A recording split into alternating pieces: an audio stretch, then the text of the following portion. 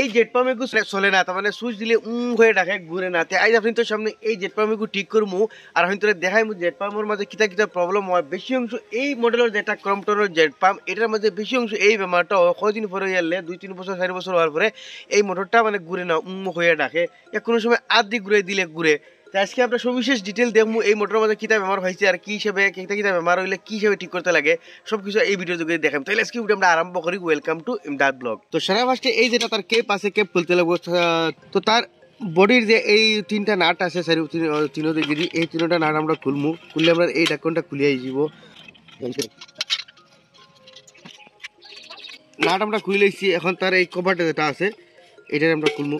তো কভারটা খুলতে হইলে এই তার বাদি ডিলা দিয়ে দিয়ে খোলা লাগে, না হলে কভারটা খুলতে না। এইটা জিনিস জ্ঞান রাখবা।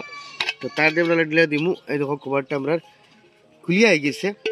এখন সারা ফার্স্টে তার চেক করতে লাগে এই যেটা তার ক্যাপাসিটার আছে। তো এইরকম যে বেমার হয় হয়তো সুইচ দিলে মোটর ঘুরে না হয়ে ডাকে, তো বেশি অংশ তার এই ক্যাপাসিটার যাইবার বেশি অংশ চান্স থাকে। তো আমরা সারা ফার্স্টে এই ক্যাপাসিটারটা খুলিয়া চেক করবো।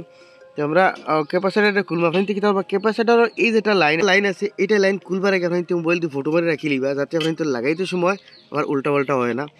তো এটা আমি আগে খুলি লাই।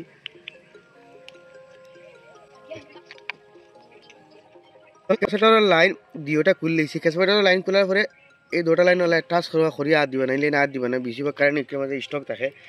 তো এর বাদে এই যে 3টা লাইনের মাঝে আমরা কন্টিনিউটিও চেক করা লাগবো যে 3টা লাইনের কন্টিনিউটি ঠিক আছে। যদি মোটরের ভিতর থেকে এই 3টা লাইনতে যে কোনো একটা লাইন যদি কয়েল থেকে ছুটি যায় তাহলে এরকম প্রবলেম হয়। তখন আমি 3টা লাইনের কন্টিনিউটি দেখবো যে কন্টিনিউটি বরাবর আর নিনা না, মানে দুটা লাইন এখানে হলে আমরা মিটারের মাঝে পয়েন্ট উঠিব।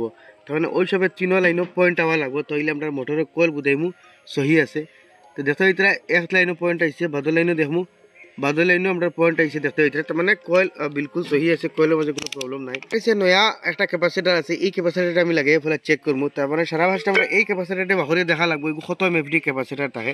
তো কিছু কোনো মোটর মাঝে এগুলো দেখতে ভিতরে 20 এমএফডি, কোনো কম বেশ তার 2500 থাকে। তো আমার কাছে সেম ক্যাপাসিটার আছে। এক পয়েন্টের মাঝে লাগাইম, যে 2 পয়েন্টতে খুলিছিলাম।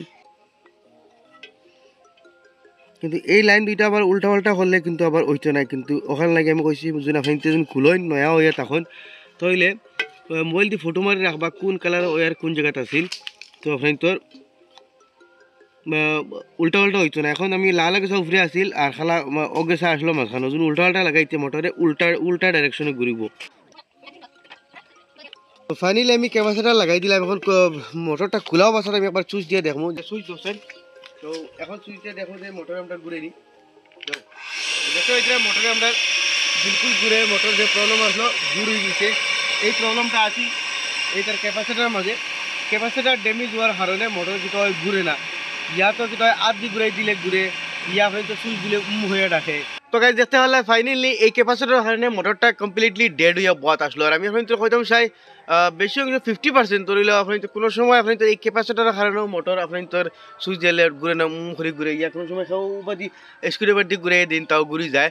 তাও যে খালি যেন ক্যাপাসিটার লাগি ইলা প্রবলেম হয় ইলা নাই। কোনো সময় যে মোটরের আমি 3 গেছার লাইনও আপনি তোরে মাল্টিমিটার দিয়ে কন্টিনিউটি দেখাইছি, ওইলা কোনো সময় ভিতর থেকে 1 গেছার লাইন জ্বলি যায়, কন্টিনিউটি আয় না, তবুও গিয়ে ওই সময় গিয়ে ওলা প্রবলেম হয়। খালি যে আপনি তোর ক্যাপাসিটার গেলে ইলা হয় ইলা নাই, আর ক্যাপাসিটার গেলেও হয়। আর কয়েলের লাইনের থেকে যে কোনো একটা লাইন যখন তোর ভিতরে জ্বলি যায় ইয়া ছুটি যায় এরকম প্রবলেম হয়। তো আসলে একটা ছোটো মোটো ইনফরমেশন আছে আপনি তোর ভালো লাগবে নিশ্চয় শেয়ার করবা। এরকম অত্যন্ত ইনফরমেটিভ ভিডিও দেখলে আমার পেজে ফলো করবা, ইউটিউবে দেখলে সাবস্ক্রাইব করবা।